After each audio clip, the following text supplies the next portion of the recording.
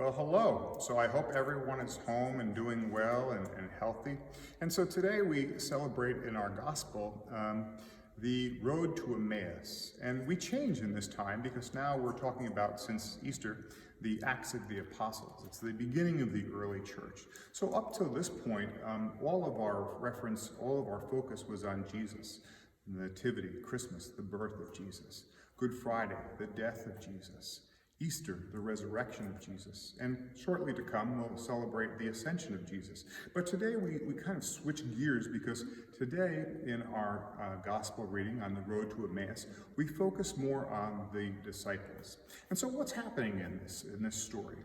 The two disciples are walking on this road to Emmaus, and they're kind of distraught, they're kind of sad, they're not real happy, they're thinking to themselves, they're walking down the road, and they're kicking the can down the road, and they're saying, how stupid we were. We thought this guy Jesus, we thought he was the Messiah, we thought he was the king, we thought he was the prophet, we thought he was the Christ, we thought he was going to be the Savior, and now he's nowhere to be found. And so what happens, as they're walking along, Jesus comes and meets them and greets them, and they don't recognize him. They don't recognize him at all. And they're walking along, and they're walking and talking and walking and talking, and it starts to get a little late, and now here's the virtue that we focus on today, the virtue of hospitality. So what happens? What happens? The two disciples say to Jesus, you know what, it's getting late, why don't you come on with us? And so he goes with them, and like everything else, they sit down and they have a meal, just like we celebrate here all the time on Sundays, the Eucharistic meal. And it's only in that meal, in the breaking of the bread, that they begin to realize that it's Jesus. So there's that virtue of hospitality in the two disciples inviting Jesus to dine with them and spend the evening with them. And then he's gone, right? So how about today, I'm going to give you another example of this virtue of hospitality. Today, we have a baptism. We have the baptism of Matteo.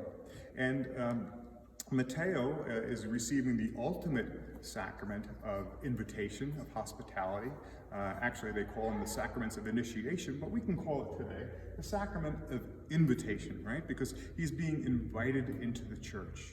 So we have that sacrament of invitation, that sacrament of initiation. It's that hospitality, is that virtue that we focus on today so much. And then let's take it to us and ourselves. Do we sometimes, with this coronavirus, as the church has been closed for these couple weeks, as we're not going to school, we're not seeing each other, do we maybe feel like those two disciples on the road to Emmaus? Do we feel down, maybe sad, and missing our friends and saying, what's going on? And we don't know when the end is going to be. Well, we're called to take this virtue of invitation, this virtue of hospitality, and to look at it and apply it to ourselves. I want to tell you that I miss you very, very much. And I look forward to the day when the doors can be opened again and we can all come together to share that Eucharistic meal. But I'm going to ask you to take a moment and focus on those two disciples on the road to Emmaus and put yourself in their shoes and see how it's by their actions, by that inviting someone else to come and be with them, to come and spend some time with them, that they are awakened and they're given hope. So maybe as we go about this week, that you too, this past week, this next week as we continue, that you think about how are you celebrating that virtue of hospitality? How can you reach out to someone and invite them? Now, we're all stuck inside with the shelter at home, but maybe by reaching out and just calling someone, Facebooking a friend or FaceTiming a friend or sending him a text. That's the virtue that we celebrate today.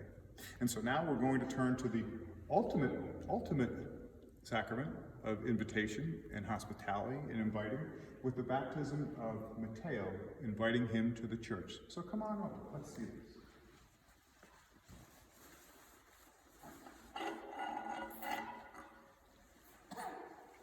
Matteo, I baptize you in the name of the Father, and of the Son, and of the Holy Spirit.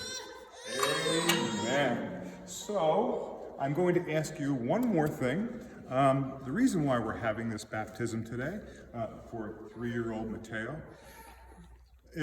3 months old Matteo, is that next week he is going to have an operation. And so I ask you, as a way that you can participate in that inviting some others, I'm inviting you to pray for Matteo. Pray for Matteo, pray for his family, pray for the surgeons and all the medical people, that everything turn out well. And that's the way that we too can be the disciples on the road to Emmaus. God bless you.